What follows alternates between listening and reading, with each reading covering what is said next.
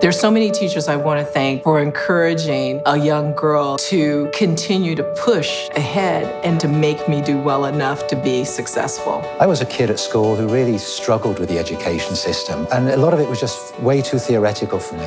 But I remember when we did some of those first experiments, and we got these snowberries, peeled the skin off them, put them under a microscope, and there was this whole world going on, which I'd never really accessed before. The Making Science Make Sense program is helping the younger generations to allow science to flourish. Mrs. Colburn was my fourth grade teacher. We did lots of experiments. I can still see her excitement, her pushing us. And as a teacher now, I appreciate that so much. Having some hands-on revelatory experience as a young kid is so important because it gives people the belief that things can happen. Ardell Knutsvig, who was our senior high biology instructor, really brought to life how science is integrated in growing seeds and delivering calves. He had a real way of making science real. My uncle developed a new breed of sheep. I thought this was him having a bit of luck until he showed me one day the breeding plans, the books he had. I thought, wow, that's so cool. I had one teacher, Mr. Drymiller, and he recognized that I wanted to do more and go into engineering. He took it upon himself to come in at 7 in the morning and teach us solid analytic geometry and calculus.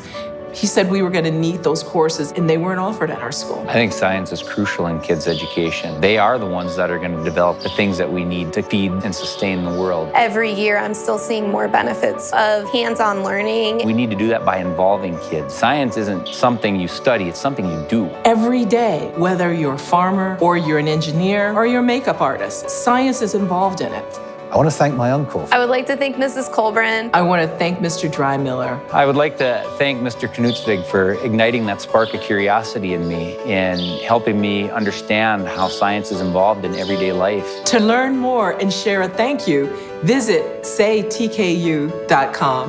I want to thank Mr. Tillack. Thank you, Mr. Risk. I'd like to thank my 8th grade science teacher, Miss Runge. Thanks, Coach Brandu. Thank you to my childhood ballet teacher, Mrs. Taylor. Thank you to Bears Making Science Make Sense volunteers. Thank you to my dad for all the help through all the years with all of my science projects. I wouldn't have passed science, and I wouldn't be here where I am today if it weren't for him. Thanks, Dad.